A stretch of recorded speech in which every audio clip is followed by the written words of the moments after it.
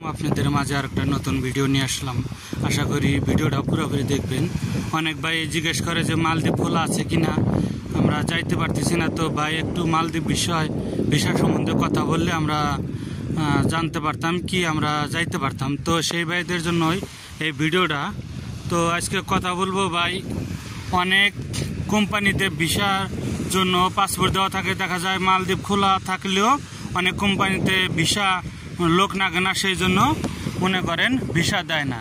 Visa না দিলে দেখা যায় যে ভাই ওই ভিসাটা ওঠে না, কি আপনারা আসতে পারেন না। মালদ্বীপ খোলার জন্যই সব কোম্পানিতে কিন্তু লোক আনে না। তো আপনারা যাকে পাসপোর্ট দিবেন তাকে শুনে যায় না দিবেন কি সে মালদ্বীপ লোক আনতে পারে কিনা, সে মালদ্বীপ লোক আনছে কিনা। তো যদি সে 10 জন 5 জন 20 জন আইনা থাকে তাকে পাসপোর্ট দিবেন। তাকে পাসপোর্ট দিলে অবশ্যই আপনারা আসতে পারবেন। আর আপনারা দেওয়ার আগে মামা হোক, চাচা হোক, আর অপরিচিত হোক আর পরিচিত হোক, তাদেরকে কথাবার্তা বলে দেবেন কি জন্য, যে ভাই ভালো একটা কোম্পানি দেখে, যে কোম্পানির লোক নিতেছে সেই কোম্পানিতে আমাদের নিবেন, মাসে মাসে যেন স্যালারি পাই।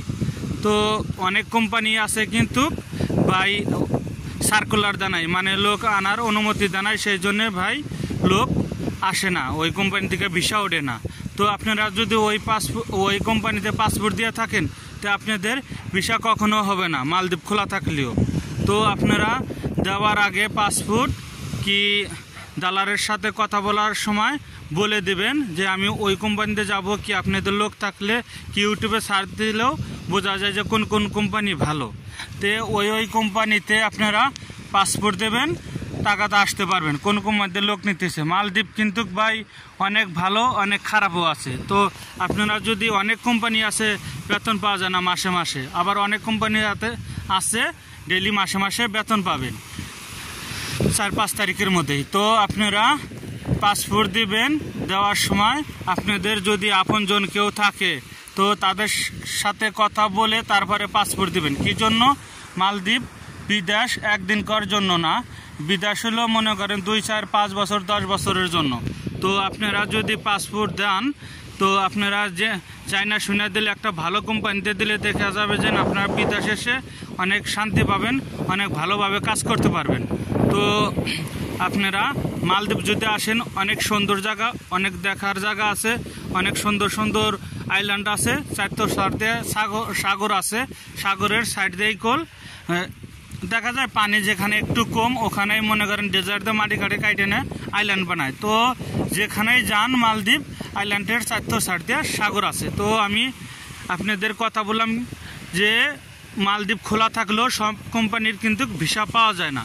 কিছু কিছু কোম্পানিতে ভিসা পাওয়া যায়, কিছু কিছু কোম্পানি সার্কুলার না দিলে ভিসা পাওয়া যায় না। তো আপনারা আসার আগে আপনারা জেনে শুনে আসবেন যে কোন কোম্পানিটায় ভিসা পাওয়া যায়, কোন কোন কোম্পানিতে লোক আনতেছে, সেই বিষয়ে আপনারা তাদের দালালের সাথে কি আপনার চাচা মামা যেই হোক তার সাথে কথা বলে তারপরে কিন্তু আসবেন। কিছু কিছু কোম্পানি দেখা যায় যে আপনার ভিসা দেবে, কিন্তু কিছু কিছু কোম্পানি ভালো না, মাসে মাসে বেতন পাবেন না। তো ওই কোম্পানিতে এসে আপনার লাভ নাই, টাকাটা আইসাও দেখা যায় 2-4 মাস যদি দেরি হয়, ভালো একটা কোম্পানি দেখে তারপরে বিদেশ আসবেন, আসলে আপনাদের সুবিধা হবে। আমি ভাই ভিডিও করি যেটা ভালো ভালো কোম্পানি কি ভালো পরামর্শ সেটাই বলি আমি, যাতে বাংলাদেশের ভাইয়েরা আসার পরে ভালো হয়। কি জন্য, বিদেশ ভাই যারা নতুন করতে আসবেন তারা একবার বিদেশ করলেই বুঝবেন যে বিদেশ কি জিনিস। কি জন্য ভাই, অন্য কিছু না, যে একটা লস হলো আমি চলে গেলাম, 5 লাখ 6 লাখ টাকা ভেঙে আসে, কি 3 লাখ টাকা ভেঙে আসে, আসার পরে যদি আপনি বিদেশি ভালো না হয় তো আপনি বিদেশ করে শান্তি পাবেন না। আর একবার যদি আমিল্লা হয়ে যান তো আপনার দুঃখের শেষ নেই। ভালো হলে তো ভালোই, না হলে আপনার দেশে যাইতে হলেও একবারে যাইতে হবে, কাগজপাতি যদি না করতে পারেন। তো আপনাদের মাঝে আজকে ভিডিও রাখলাম। তো ভালো লাগলে লাইক শেয়ার কমেন্ট করে যাবেন, ভালো থাকবেন। আর নিত্য নতুন ভিডিও পাওয়ার জন্য আমার পেজটিতে ফলো করবেন। ভালো থাকবেন, আল্লাহ হাফেজ।